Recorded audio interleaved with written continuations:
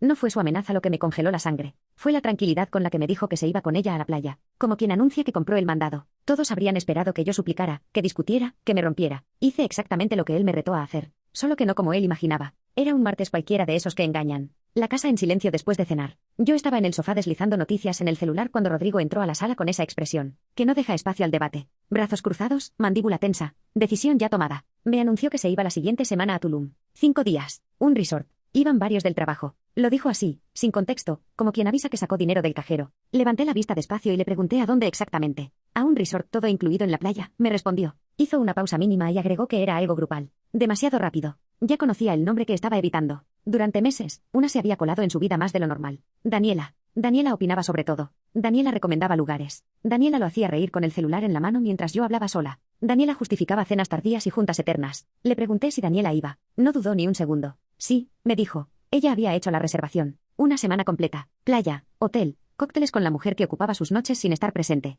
Le dije que me dejara entenderlo bien. Se iba una semana con Daniela y me avisaba apenas en ese momento. Rodó los ojos literalmente. Me pidió que no fuera dramática, que éramos adultos, que eran compañeros de trabajo. Le pregunté cuándo lo había planeado. Hacía unas 3 semanas, confesó. 3 semanas. Y escogió la noche antes de hacer la maleta para decírmelo. Le pregunté si no había pensado en consultarme si estaba de acuerdo con esto. Su cara cambió por completo. Se acabó la paciencia. Se apagó todo rastro de fingida amabilidad. Me dijo frío y directo que no me estaba pidiendo permiso, que se iba, y que si no me gustaba, me divorciara. Lo lanzó como quien sabe que la otra no se atreverá a recoger el guante. Pero yo no grité, no discutí, ni siquiera elevé la voz. Solo le dije una palabra. Entendido. Parpadeó confundido. Eso no estaba en su guión. Esperaba lágrimas. Una escena. Súplicas. Recibió solo silencio. Se encogió de hombros y se fue al cuarto. Lo escuché tararear mientras empacaba, como si no acabara de quebrar algo irreparable. Las puertas del closet abriéndose y cerrándose. El arrastre de la maleta sobre el piso. El sonido de alguien preparando un viaje que no era solo un viaje. Esa noche no dormí. Cada cremallera que cerraba confirmaba lo evidente. No se estaba yendo. Ya se había ido hace meses. Miré el techo con una sensación nueva.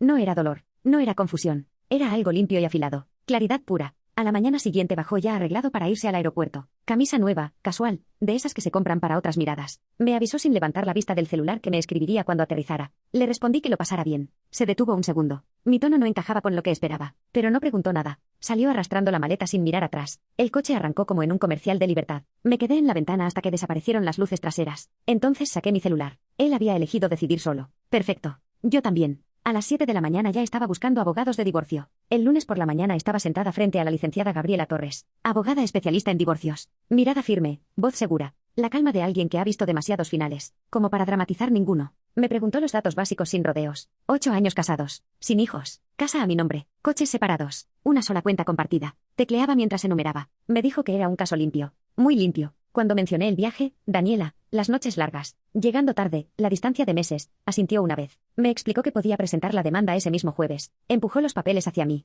Firmé sin dudar. Mano firme. Sin temblores, como quien recoge un paquete esperado. Al salir conduje a casa con una calma extraña. Algo dentro de mí se había fijado, encajado como pieza de rompecabezas. La casa sonaba diferente al entrar. Silenciosa pero atenta. Esa tarde recorrí cada habitación con precisión quirúrgica. Su ropa fuera del closet. Sus productos del baño. Sus libros. Sus cosas del escritorio. Sus trofeos deportivos. Todo en cajas etiquetadas, ordenadas, apiladas en el cuarto de visitas. No era venganza. Era claridad convertida en gesto concreto. El miércoles por la noche me llamó Valeria, mi amiga desde la universidad. Una de las pocas que llevaba tiempo notando que algo andaba mal. Me preguntó cómo estaba. Le dije que bien. Me respondió directo que no lo estaba. Que mi esposo estaba en la playa con una mujer que llevaba meses rondándolo. Que si podíamos hablar. Miré las cajas apiladas en el pasillo. Le dije que ya lo estaba gestionando. Me preguntó qué significaba eso. Le respondí que pronto lo sabría. No insistió. Me conocía demasiado bien. El jueves pasó como una cuenta regresiva silenciosa. Trabajé desde casa. Reuniones por videollamada. Correos. Sonrisas vacías. Pero en mi cabeza el viernes se repetía una y otra vez. Él entrando. Esperando la misma casa. La misma mujer. El mismo perdón tácito. No sabía que el piso ya había cambiado bajo sus pies. Esa noche Rodrigo escribió algo distinto por primera vez en 5 días. Que mañana por fin llegaba a casa. Que me había extrañado. Leí el mensaje largo rato.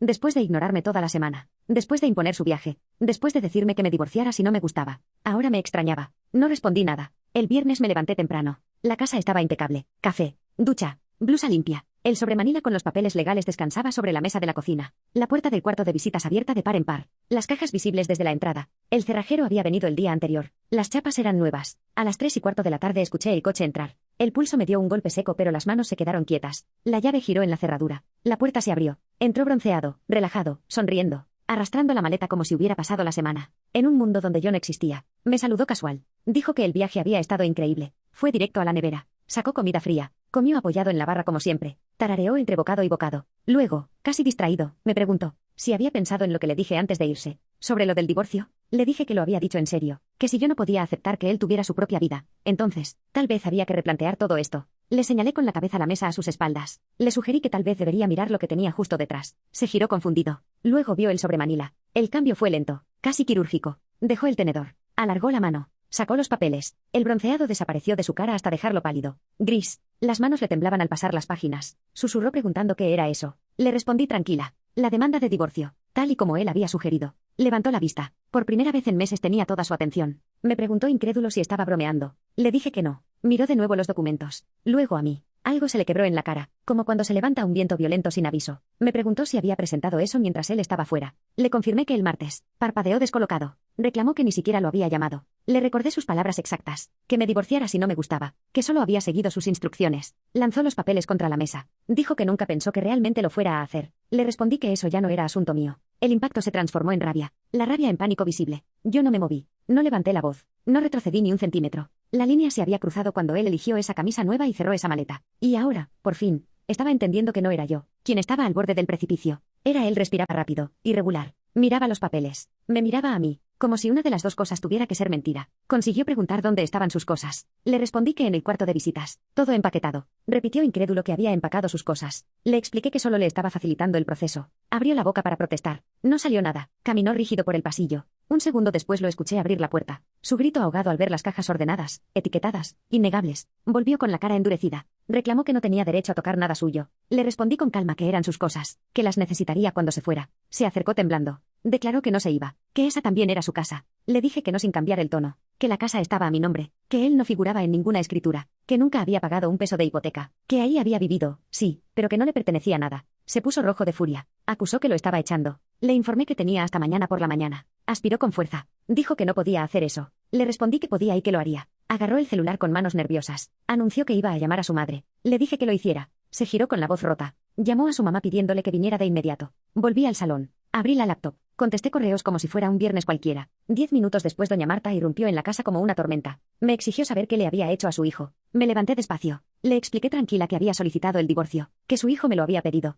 Marta saltó diciendo que había sido un viaje de trabajo. La interrumpí. A un resort de playa, con una mujer con la que llevaba meses cruzando límites. Le recordé que cuando lo cuestioné, su hijo literalmente me dijo que me divorciara si no me gustaba. Rodrigo sollozó y se agarró del brazo de su madre. Reclamó que lo había echado de su propia casa. Repetí que legalmente podía hacerlo, y que ya estaba hecho. Marta habló de moral, de votos matrimoniales, de lealtad, pero la ley no es sentimental. Al final ayudó a su hijo a recoger las cajas. Los vi cargar el coche desde la ventana. No sentí victoria, tampoco rabia, solo una quietud extraña, como el aire después de una tormenta larga. Antes de irse, Rodrigo volvió a entrar solo. Las lágrimas le marcaban la cara. Me dijo que estaba cometiendo el mayor error de mi vida. Le dije que no lo creía. Me aseguró que me iba a arrepentir. Le respondí que lo dudaba mucho. Me miró sin rabia ya, sin seguridad, perdido. Luego se dio la vuelta y salió. La puerta se cerró de golpe. Las luces traseras se alejaron. Y por primera vez en medio año, la casa volvió a ser mía. El cerrajero nuevo llegó una hora después. A las 7 de la noche las chapas eran flamantes. Cené comida para llevar. Una copa de vino. Silencio. Calma real. A las 10:10 el celular empezó a vibrar. Su nombre. Una vez.